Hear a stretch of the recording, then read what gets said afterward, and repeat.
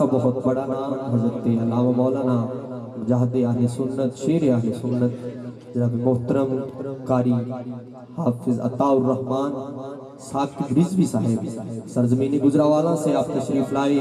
अंजमन फैजान मुस्तफ़ा बल्लो की जानिब से हम आपको समीम कल्ब से खुश आमदीद अर्ज़ करते हैं और सराय मुगल की सरजमीन से कुछ साथी कुछ दोस्त तशरीफ लाए, हम आपको भी खुश आमदीद करके अर्ज़ करते हैं। मेहडवाल कला से रखवाला से जितने भी गाँव जितने भी इलाकों से अहबाब तशरीफ लाए, हम सबको अंजमन फैजान मुस्तफ़ा बल्लो की जानिब से खुश आमदीद अर्ज़ करते हैं। और मैं सलामी अकीदत पेश करता हूँ पंजाब पुलिस कि वो हमारी हिफाजत के लिए आप भी बाहिर तशरीफ फरमा है और बिलखुसूस चौकी इंचार्ज आपका बेहद मशकूर है कि आप तशरीफ लाए, अपने खुसूसी टाइम से आपने वक्त निकाला। अल्लाह पाक आपको सलामत रखे। ग्रामी कदर इंशाअल्लाह लजीज जो जो मुझे हुक्म होगा मैं आगे बढ़ता चला जाऊंगा। मेरे दामन में एक सना खान है और एक स्टूडेंट जो हमारे साथ लफ्ज़ कुशाई के लिए 5 या 10 मिनट के लिए हाजिर होगा। उसके बाद माइक मैंने किबला को पेश करना है और इंशाअल्लाह वक्त के मुताबिक हमारे दरमियान मुल्क पाकिस्तान का बहुत बड़ा नाम सरजमीन रावलपिंडी जवाद शरीफ से मुफ्ती शाह मोहम्मद जमालुद्दीन बगदादी कलंदरी कादरी साहिब इंशाअल्लाह वो भी तशरीफ लाएंगे और वक्त खास पर उनको माइक पेश कर दिया जाएगा। अब आप मोहब्बत से एक नारे का जवाब दीजिए, नारे तकबीर। मोहब्बत से कहा है, ये मोहब्बत नहीं है, मोहब्बत सुन्नियों की बड़ी ढेर होती है। नारे तकबीर, नारे तकबीर, नारे रिसालत। नबी का नाम जब मेरे लबों पे रक्श करता है, नबी का नाम जब मेरे लबों पे रक्श करता है तो लहू भी मेरी शरियानों के अंदर रक्श करता है और मेरी बेचैन आंखों में वो जब तशरीफ लाते हैं तसव्वुर उनके दामन से लिपट कर रक्श करता है और लगी है भीड़, लगी है भीड़ उसके गिर्द ये कैसी फरिश्तों की। अरे ये किसका नाम ले लेकर मुजफ्फर रक्स करता है, ये किसका नाम ले लेकर मुजफ्फर रक्स करता है। नारा रिसालत। हाय हाय किस लिए हूँ मैं मुस्कुराया हूँ? मेरे बहुत अजीज, मेरे बहुत मोहब्बत करने वाले साथी जनाब मोहतरम हाफिज गुलाम मोहिउद्दीन हुसैनी साहब आप तशरीफ लाए। हम जनाब को कल्ब से खुशामदीद अर्ज़ करते हैं। इसी मोहब्बत से ज़ौक़ से नारे का जवाब, नारे रिसालत, रिसालत, नारे रिसालत। मैं बड़े अदब से मुल्तमिस हूँ, एक स्टूडेंट है, मुझे हुक्म हुआ है हाफिज मोहम्मद मुजम्मिल साहिब आपने लफ्ज़ के लिए आना है और इंशाअल्लाह उसके बाद एक सना खान, फिर इंशाअल्लाह माइक किबला के हवाले मुल्तमिस हूँ जनाब मोहतरम हाफिज मुजम्मिल हुसैन साहिब। आमीन। सदक़ल्लाहुल अज़ीम व सदक़ रसूलुहुन नबियुल करीमुल अमीनुर रऊफ़ुर रहीम। वो दनाए सुबुल खत्मुर रसूल मौलाए कुल जिसने गुबारे राह को बख्शा फरोगे वादी सीना।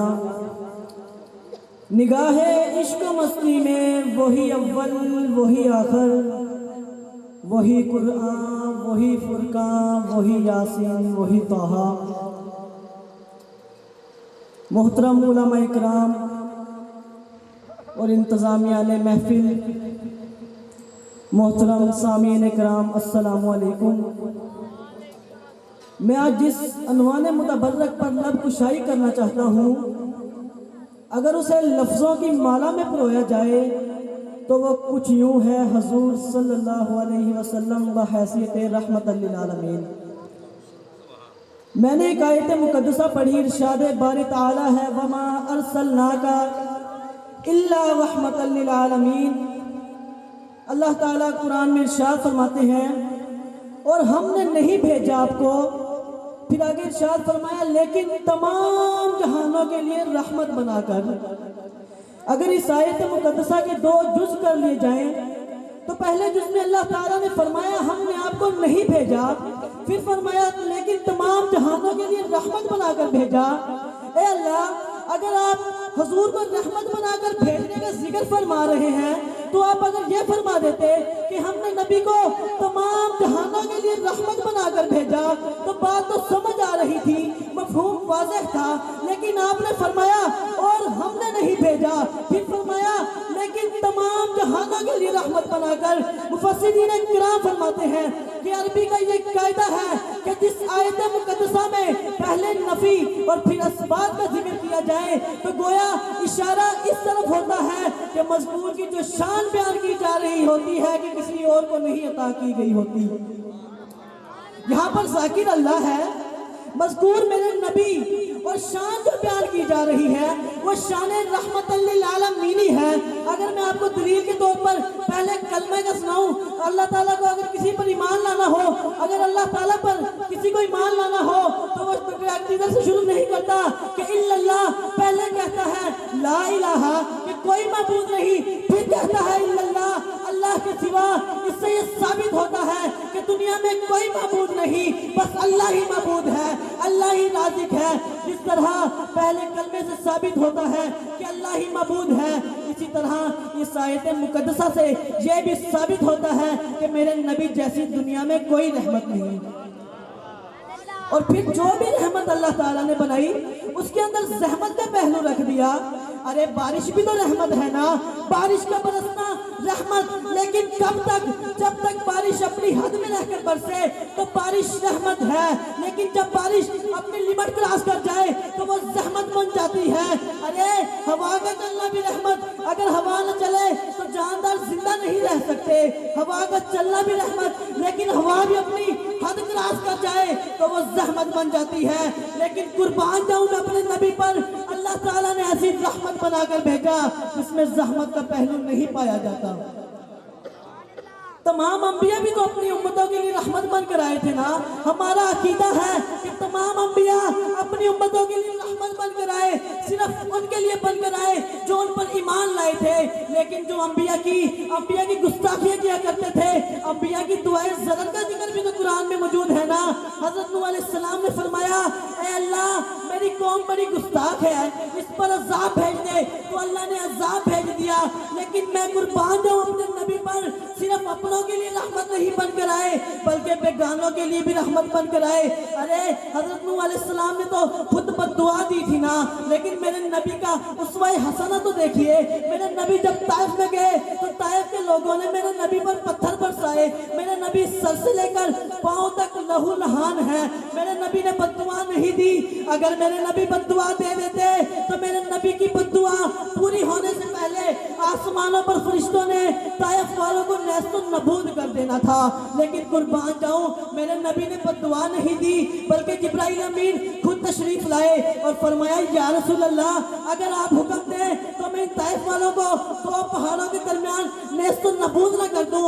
मेरे नबी ने फरमाया, ऐ जिब्राइल, मैं यहाँ पर बदले लेने नहीं आया बल्कि मैं तो अपनी उम्मत को मुआफी का सबक देने आया हूँ। अगर मैंने बदले लेने शुरू कर दिए तो मेरी उम्मत को मुआफी का सबक कौन सिखाएगा?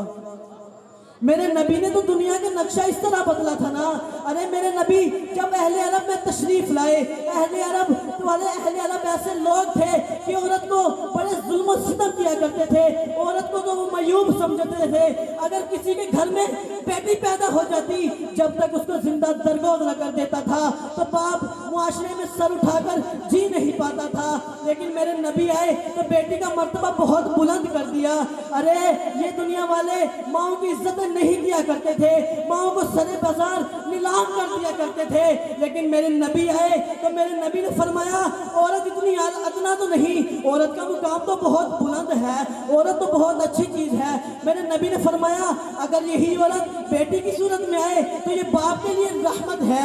मेरे नबी ने फरमाया, अगर यही औरत माँ की सूरत में आए तो बेटों की जन्नत माँ के कदमों के तले है। और मेरे नबी ने फरमाया अगर यही औरत बीवी की सूरत में आए तो ये बीवी शोहर का निसफ ईमान है। मेरे नबी ने तो ऐसे ऐसे ऐसे लोगों को इज्जतें दी, मेरे नबी ने तो गुलामों की भी इज्जतें दी। अरे मेरे नबी ने मुआशरे को बदल दिया। लेकिन अफसोस होता है कि आज का मुआशरा किस तरफ चल पड़ा है।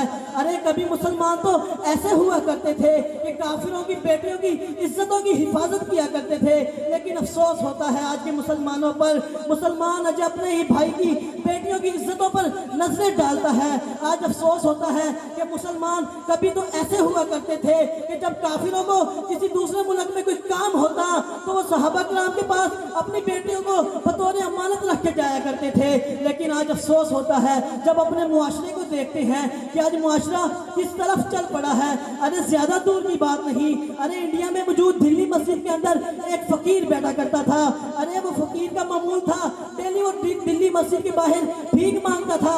एक दिन इंग्लिस्तान से एक अंग्रेज आया, उसने सोचा इस फकीर को कुछ भीख दे दी जाए। उसने भीख देने के लिए फकीर को कुछ पैसे दिए, तो वो जब बटुआ अपने जेब में डालने लगा तो बटुआ जेब में जाने की बजाय नीचे गिर गया। फकीर ये सारा माजरा देख रहा था तो फकीर ने भागकर उस बटुए को उठाया और अपने पास जमानत के तौर पर रख लिया और रात को रोज दुआएं किया करता था, ए अल्लाह मुझे वो अंग्रेज मिला दे ताकि मैं उसकी अमानत वापस कर दूं। मुसलमान तो यहूदियों की अमानतों की भी इतनी हिफाजत किया करते थे, लेकिन आज मुसलमान अपने ही भाइयों के हकों पर डाके डालते हैं। अरे वो मुसलमान तो ऐसे हुआ करते थे कि उसके पास यहूदी की अमानत है तो उसको रात को नींदें नहीं आती। आज भी मुसलमानों को रात की नींदें नहीं आती, मगर वजह कुछ और है।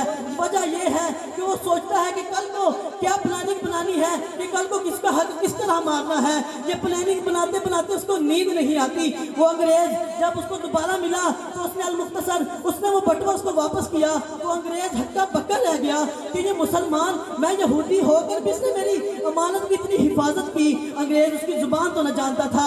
उसने कहा और एक उसको मुतरजम को बुलाकर कहा इससे पूछो तो सही, अगर ये चाहता अब ये दौलत इस्तेमाल करके अपनी सारी जिंदगी ऐशो इशरत में गुजार सकता था, लेकिन इसने ऐसा क्यों ना किया। तो फकीर का जवाब सुनिए। अरे फकीर ने कहा कि मेरा ये अकीदा है कि हमारे नबी हमें देख रहे हैं। अरे फकीर का अकीदा तो सुनिए ना। फकीर ने कहा कि हमारे नबी हमें देख रहे हैं और मेरा ये भी अकीदा है कि हज़रत ईसा अलैहिस्सलाम भी जिंदा है। तो मेरी गैरत ने ये गवारा न किया। मैंने सोचा कि अगर हज़रत ईसा ने मेरे नबी से कह दिया कि तेरे उम्मती ने मेरे उम्मती के पैसे खाए हैं तो मेरे नबी को शर्मिंदगी होगी। इसी गैरत की वजह से मैंने तेरे पैसे इस्तेमाल न किए। अरे मुसलमान तो कभी ऐसे हुआ करते थे और आज भी मुसलमान खुद को बदल सकते हैं। आज भी मेरे नबी की उसवाए हसना पर चलकर अपनी जिंदगियों को अच्छी जिंदगियां बना सकते हैं। अरे मेरे नबी के उसवाए हसना पर चलकर जन्नत के रास्ते पर चल सकते हैं। लेकिन अफसोस होता है बहुत कम ही ऐसे मुसलमान हैं कि जो इस बात का ख्याल रखते हैं। अरे इस बात से मैं अपनी इजाजत चाहता हूँ कि अब तो मुफलिस शहर को धनवान से डर लगता है, पर न धनवान को रहमान से डर लगता है। अब कहाँ सारा हुकूमत हो मदीने जैसी, अब तो मुस्लिम को मुसलमान से डर लगता है। वाखिर दावाना।